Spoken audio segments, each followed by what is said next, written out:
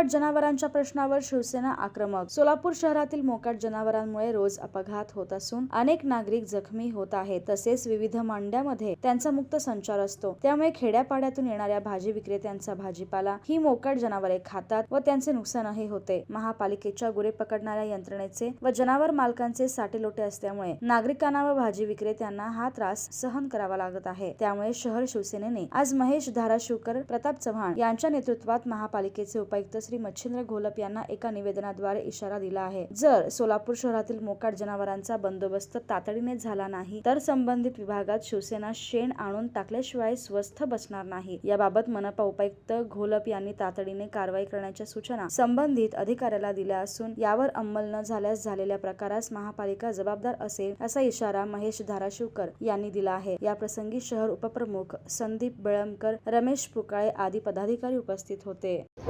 आज शिवसेनेच्या वतीनं उद्धव बाळासाहेब ठाकरे पक्षाच्या वतीनं मी माझे सहकारी शहर प्रमुख महेश धाराशिवकर, संदीप बेळमकर आमच्या सहकार्याने मच्छिंद्र घोलप यांना एक निवेदन दिलेलं आहे। ते निवेदनाचा विषय असा आहे की जे मोकाट फिरणारे जनावर आहेत, पण ते मोकाट फिरणारे जनावर नसून त्यांचे मालक आहेत, ते मालकांना सवय लागलेली आहे की आपले जनावर रस्त्यावर सोडून द्यायच्या, फक्त दूध पिळण्यासाठी फक्त बोलून घ्यायचं, अशा पद्धतीनं हे या भागातील जनावरांच्या मालकाचं काम आहे। परंतु अतिक्रमण महापालिका अतिक्रमणाने कुठल्याही जनावराला पकडून नेत नाही।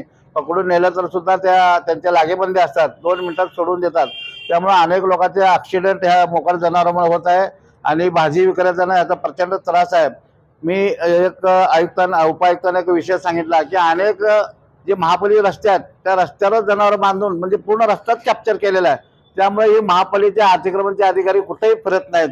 नळेपेठ असू द्या, चाटी गल्ली असू द्या, सराफकट्टा असू, जे महत्वाचे बाजारपेठ आहेत त्या बाजारपेठेमध्ये प्रचंड अतिक्रमण आहे। पण कुठंतरी एखाद्या चांगल्या टॅक्स भरलेल्या दुकानदाराला त्रास करायचं आणि गावगाव करायचं काम केल्यासारखं, पण असं कुठलंही काम ते महापालिका करत नसून आम्ही यांना इशारा दिलेला आहे, लवकरात लवकर हे मोकाट जनावरांचा बंदोबस्त करा आणि अतिक्रमण करणाऱ्या लोकांचा बंदोबस्त करा आणि नाहीतर जनतेला जे टॅक्स भरून जनता फिरती त्यांना मोकळा श्वास येऊ द्या, अन्यथा आम्ही शेणाचा सडा या आयुक्त काढल्याशिवाय टाकल्याशिवाय सोडणार नाही। थोडे महाशयाने अतिक्रमण सांगून नोटीस न देता मनमर्जीने पाडलं आणि परत सराफ कट्ट्यात याची त्यांची धाडस झाली, कारण सगळ्याचं नियमात होतं, फक्त त्याची नोकरी जाऊन घर रोडवर येऊ नये म्हणून हा सगळा खटाटोप व्यापाऱ्याने थांबवला।